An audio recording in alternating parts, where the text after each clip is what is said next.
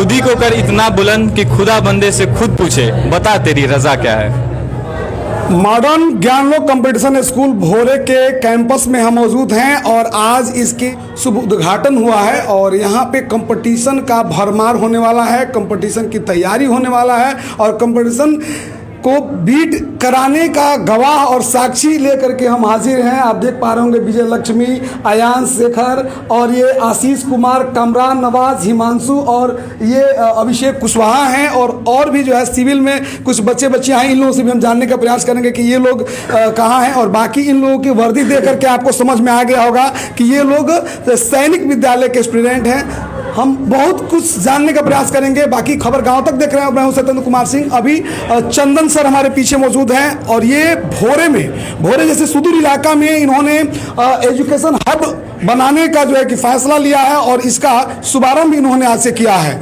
आइए बहुत कुछ जानने का प्रयास करेंगे, कैसे आपके बच्चे भी इस तरह के वर्दी में जो है कि आपके सामने, आपके नज़रों के सामने होंगे। ये चीज़ इन बच्चों से ही जानने का प्रयास करेंगे। क्या नाम है? आरोही सिंह। आरोही गूगल गर्ल के नाम से जानी जाती हैं। इनके बारे में हम बाद में चर्चा करेंगे। अभी फिलहाल इनसे बात करेंगे। क्या नाम है? सोनम कुमारी। आप अभी कहाँ हैं? CHS Varanasi. CHS Varanasi. CHS में जाने के लिए क्या करना पड़ता है? यहाँ से CHS के लिए प्रिपरेशन करना होता है और बहुत ज़्यादा मतलब कि हार्ड वर्क करना होता है उसके लिए। आपने CHS क्वालिफाई किया, इसमें सबसे ज़्यादा श्रेय किनको देंगी? अपने पूर्व शिक्षकों को और अपने माता पिता को। अच्छा, चंदन सर के आपके जीवन में क्या जो है कि योगदान रहा है? Sir unfortunately I haven't guided by him but still I have heard a lot about him through my young brother, through my father. वाह। आपका क्या नाम है? कैडेट विजय लक्ष्मी। आप विजय लक्ष्मी कहाँ हैं अभी? सैनिक स्कूल गोपालगंज में। अच्छा, आपका ये जो सैनिक स्कूल में जाने का जो पढ़ाई करने का जो तरीका था वो थोड़ा सा साझा करेंगे? हाँ, ये ऐसे ही विद्यालयों से मैंने अपनी सैनिक स्कूल की तैयारी की थी और उसके लिए बहुत हार्ड वर्क करना पड़ता है, अपने स्टडी के लिए डिटरमाइन होना पड़ता है और अपने सक्सेस के लिए हमेशा उसके लिए फोकस करना पड़ता है। वाह। और क्या नाम हुआ? कैरेट अयान शेखर। आगे कैरेट लगाने का मतलब?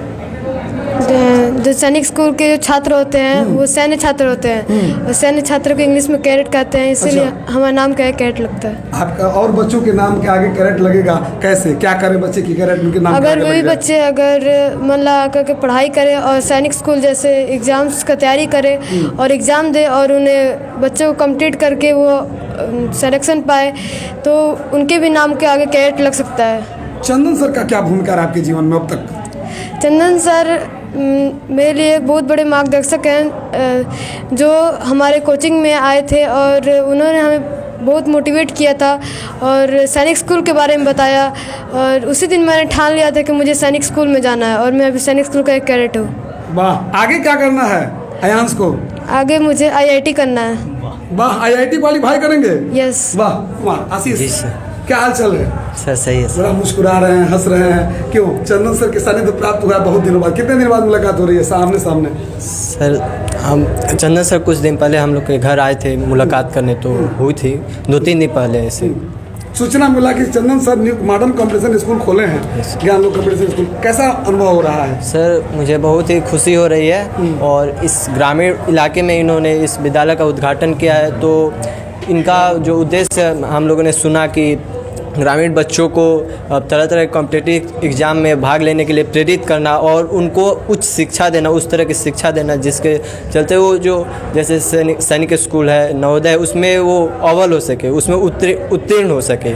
तो मुझे विद्यालय का जो उद्देश्य है बहुत अच्छा लग रहा है और मुझे पूरा भरोसा है कि आने वाले समय में यह विद्यालय एक स्वर्णिम अध्याय जोड़ेगा अपने इस विद्यालय और यहाँ से बच्चों के सपने साकार होंगे और ऐसी मेरी कामना है भगवान से कि विद्यालय की तरक्की हो और ग्रामीण इलाकों के बच्चों के सपने साकार हों। क्या नाम हुआ?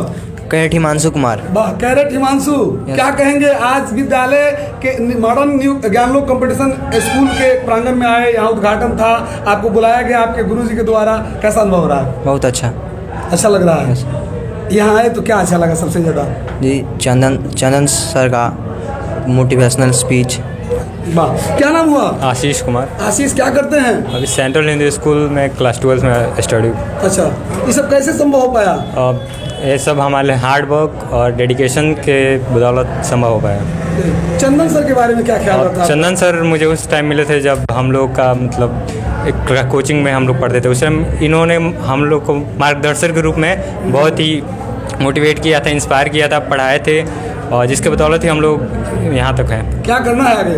आगे आईआईटी का एग्ज़ाम होता है, उन्हीं आईआईटी क्वालिफाई करने के बाद चंदन सर से मिलने आएंगे? जरूर सर, यहाँ के बच्चों को मोटिवेट करने आएंगे? जरूर जरूर। क्या नाम हुआ? कैडेट अभिषेक कुशवाहा। हाँ, अभिषेक कुशवाहा जी, क्या हाल चाल है? ठीक है, सब ठीक है। हाँ, अभी मंच पे आप बड़ी शेरो शायरी कर रहे थे। कौन सा शायरी कर रहे? एकदम बच्चे एकदम पूरा ताली बजाने लगे।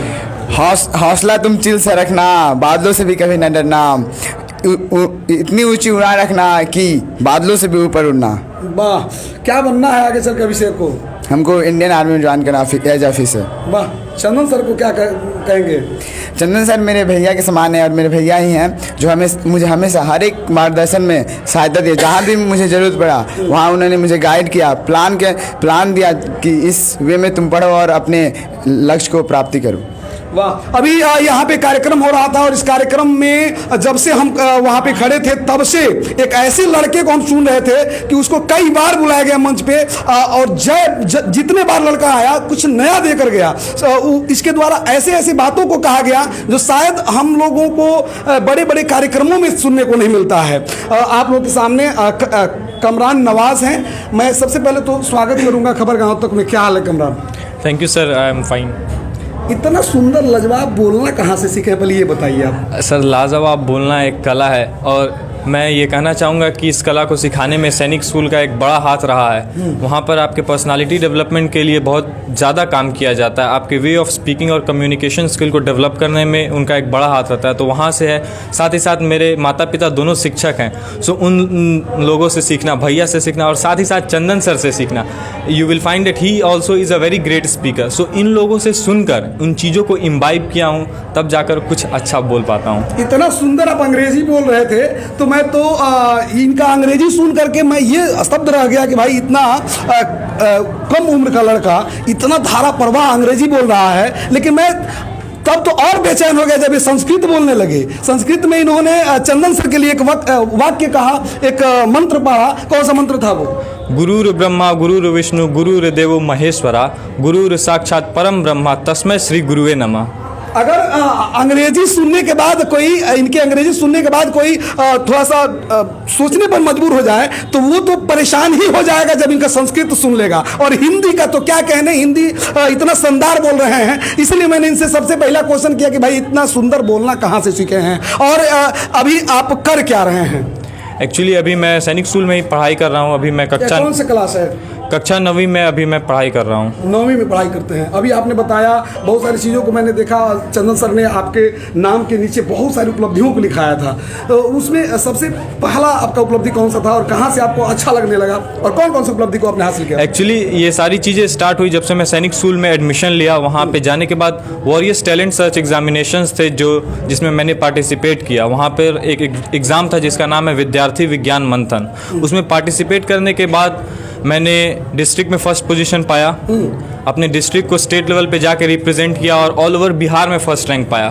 बिहार में फर्स्ट रैंक पाने के बाद मुझे Indian Institute of science education and research Thiruvananthapuram में बुलाया गया, जहाँ पे मैंने नेशनल कैंप में पार्टिसिपेट किया और वहाँ पे जाके ईस्ट जोन में फर्स्ट प्राइज़ हासिल किया। इस वजह से मुझे एक इंटर्नशिप में जाने का मौका मिला, जिस वजह से मैंने Indian space research organisation ISRO के श्रीहरिकोटा में जो लॉन्च पैड है वहाँ घूमा।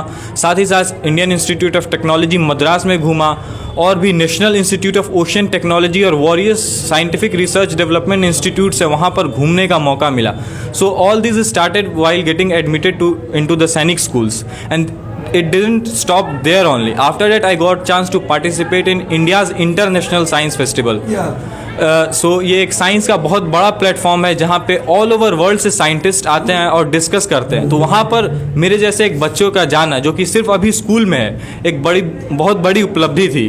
वहाँ पर जाकर साइंटिस्ट से मिलना, जानना कि किन किन क्षेत्रों में अभी विकास चल रहा है, कैसे कैसे चीज़ें डेवलप हो रही हैं, बायो इन्फॉर्मेटिक्स के बारे में जानना, जेनेटिक एडिटिंग के बारे में जानना, आर्टिफिशियल इंटेलिजेंस, डीप लर्निंग और भी बहुत चीज़ों के बारे में जानना। तो ये सारा एक्सपोजर मुझे मिला कहाँ से? जब मैं सैनिक स्कूल में गया। इसीलिए मैं रिक्वेस्ट करूँगा कि अगर आप भी जाना चाहते हैं तो ये one of the best thing है that you can do in your life. It gives you a lot of exposure.